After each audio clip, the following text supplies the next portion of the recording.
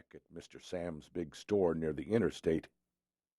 You'd never look at him and see the talent for driving that was so special to his being, or the aggression that fueled it, or the hatred that explained the aggression, or the bleakness of spirit and utter capability, or even his profession, which was that of assassin. Nikki Swagger, girl reporter. It was funny, it was corny, but she liked it and smiled whenever she conjured it to mind. Nikki Swagger, girl reporter. It was true enough. Nikki, 24, was the police reporter for the Bristol Courier-Herald of Bristol, TN/VA. The TN/VA was an odd construction, and its oddity expressed an odd reality. The newspaper served a single city set in two entities, half in the volunteer state, half in the Old Dominion state. The border ran smack through the city, a burg of 100,000 set in the southernmost reaches of the Shenandoah Valley, where one state became another. It was horse country, it was farm country, it was quarry country, but most of all, and especially this time of year, it was NASCAR country.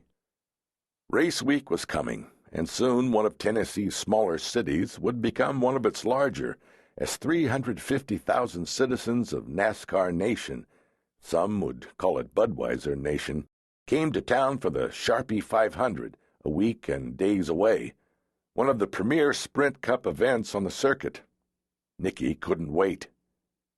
But for now, Nikki drove her Volvo down Tennessee's State Route 421 from Mountain City, Johnson County's county seat, 20-odd miles out of Bristol. She drove carefully as the road wound down the slope of a mountain called Iron, switchbacking this way and that to eat up the steep elevation. She knew she had to be wary, for it was full dark, visibility was limited. Sometimes interstate rigs came piling up on the verge of chaos and hurt, taking a shorter, emptier route at night between podunk destinations. And to her, life was still one great adventure, and she wanted to enjoy every single second of it.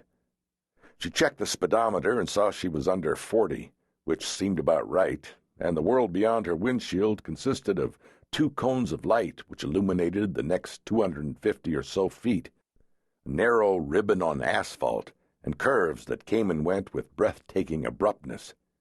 She was an excellent driver, possibly because she'd studied the nature of vehicles in space so assiduously in her Western girlhood, where, besides horses, she'd spent years in tough-as-nails go-karting and had the medals and scars to prove it, as well as several roomfuls of trophies and ribbons and photos of herself. The girl in the pictures was beautiful as always, but equally as always slightly disheveled, and usually posed in a caged car about quarter size.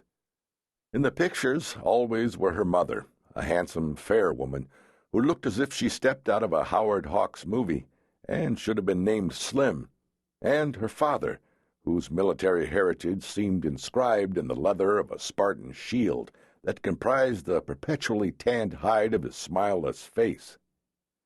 Down the mountain she went at a carefully controlled and agilely sustained 40 per, her mind alight with possibility.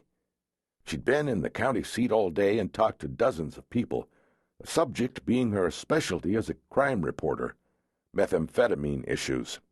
Meth, called crystal, called ice, called killer dust, called purple death, called angel breath, called the whispering crazies, called whatever. Haunted Johnson County, Tennessee, as it haunted most of rural America. It was cheap, it was more or less easily made, though it did have a tendency to explode in the kitchen labs of the trailers and shacks where it was manufactured, and it hit like a sledgehammer.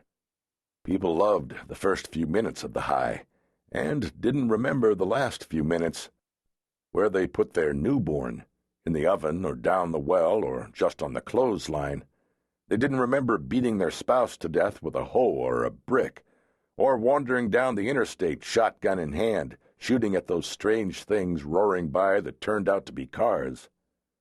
People got themselves in a whole mess of trouble on meth.